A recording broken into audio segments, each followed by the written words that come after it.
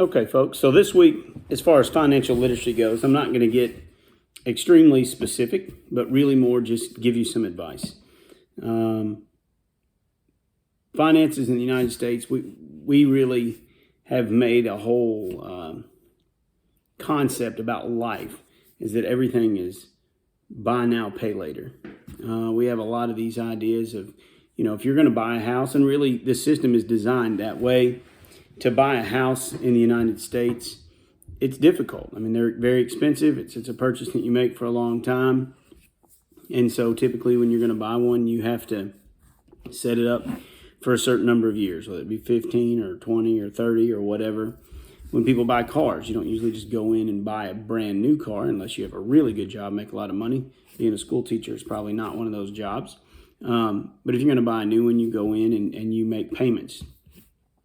I'm not going to tell you everything that you have to do or what has to be done, but I can give you some definite advice on some things that you probably should look out for and things not to do. One of the big things, anytime you're borrowing money, then you're going to pay interest rates. And depending on a lot of circumstances, it will affect that interest rate and it'll affect how much money that you're spending. So right now, at a young age, when you're starting to make purchases and make plans, is a great time to not get in the habit of trying to spend more money than what you have. Purchasing things that are within your budget, saving up ahead of time for certain purchases rather than buying and saying, I'll pay it off later, which is what a lot of people do. I understand there might be some purchases that perhaps doing it with a payment or a loan or something may work out. But in general, a lot of those things are really high interest rates and things that can really cause a lot of damage in terms of how much money that you're spending.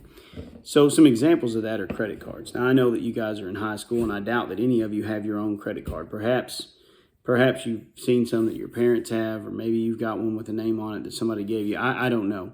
With your name on it that somebody's letting you use. I don't know. But in general, credit cards have extremely high interest rates. So that when you purchase something with a credit card, you get the product right now, and then you don't have to pay for it until the payment comes due, later that month or the next month. And they have things called grace period. A credit card itself, if you're extremely responsible and you pay it every single month, then you never get charged interest. Some of them even have rewards programs where you can actually make some money on those things. And that's not a terrible idea. But if you're not disciplined and you get a credit card, then what inevitably happens with most folks is you buy things, you buy more than you really needed, and then you find yourself making payments. And now all of a sudden the credit card bill comes in and you've bought several $100s worth of things, and the interest comes in, and it's, I don't know exactly how much, we're just making some numbers, but the interest is $30 and your payment is $40. So you say, oh, well, good. I got $500 worth of things and I'll go ahead and make a payment on it. It's only $40. So you pay $40, but 30 of that went to them and 10 of that only went off your bill. So let's just pretend it was $500 and your interest rate is not going to be that high, but this is just for example. You had $500, now you gave them 40, and then only 10 comes off. Now next month you owe $490, and you gave them $30 for nothing, basically. They got money for free just to give you a little advance on purchasing whatever it is that you want. And what inevitably happens is people spend a lot of money on credit cards, and then they're in a hole and their interest rates are really high. And it happens, and I understand, but while you are young and making decisions, those are things to watch out for. We have a lot of payday lenders and a lot of local finance companies, small loan things around this area here in Monticello. I know we have several. And then I'm sure that that's the same way in Clinton County and Russell County and Pulaski County and just all over. There's a lot of these things. And sometimes it might make sense. You might go to a payday loan, they say borrow $200 now, pay back $203 next week. Now on an interest rate level, believe it or not, that's actually really high because you're paying 1.5% in a week. And if you did that over the course of 52 weeks, you'd be paying back 78% interest, which is insane. However, if there was some bill that you had due and you owed $200 now and the late fee was $35, it may be better to borrow and then pay it back.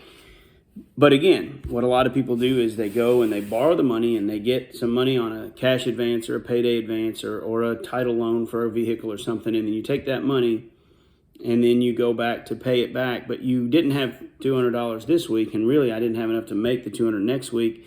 So I go back and they say, well, we can re-up the loan. And we'll re-up the loan, and it'll just be $20 paperwork fee to do that. And then you still won't owe us. You can wait until next week when you have it. Or we'll take the payment of $20, we'll put $15 on the fees, and we'll take $5 off your loan. There's different ways they work that. But the bottom line is you get into a cycle where you're spending a lot of money that's yours, that you work for, that was hard earned, that you're actually just giving to somebody that's loaning. And so financial literacy, that's one of the things that's really important, is being very careful about how you spend, what you're spending it on, and understanding the concept of interest rates. Understanding the concept that when you buy it now, it's not just a free loan, that you're paying back, and you're paying back more than what you borrowed. And depending on the type of loan, you can be paying back a whole lot more than what you borrowed. Sometimes there may be a need where you have to borrow some money because it's something that's necessary or that you have to have. But being smart about it and being careful about it is still really important. And the best recommendation I would tell you is just to practice self-discipline and self-control.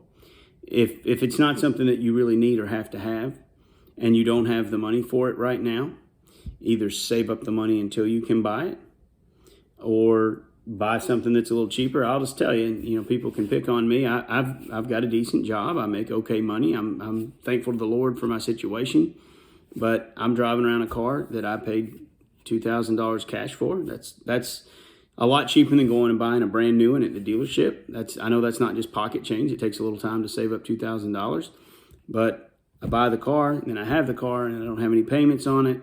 There's a little bit of maintenance and upkeep with some of those things, but I could go and really want that really brand new nice car that's so fancy, but I can also be smarter and save some money and buy one that's still reliable, that I can use, that gets me around, but that didn't cost as much. And again, I'm not telling you can't go buy new cars or that that's bad economics. It's not. But just be aware that there are things that many times can cost you a lot of money, and a lot of it roots in we want something, we want it now, we don't want to wait, and so we borrow it. And as a result, we end up paying the bankers and the loan officers a whole lot of our income that really, if we were more careful, could have been ours. I know this is a long video, and that's really the main one that I wanted to get across this week, is just be careful about the way that you spend. Practice self-discipline. If you do it at an early age, then you're going to be in better shape. I'm going to post one more video this week about maybe setting aside some money and putting a little bit of investments if possible, and then that'll conclude our financial literacy this year. Thanks.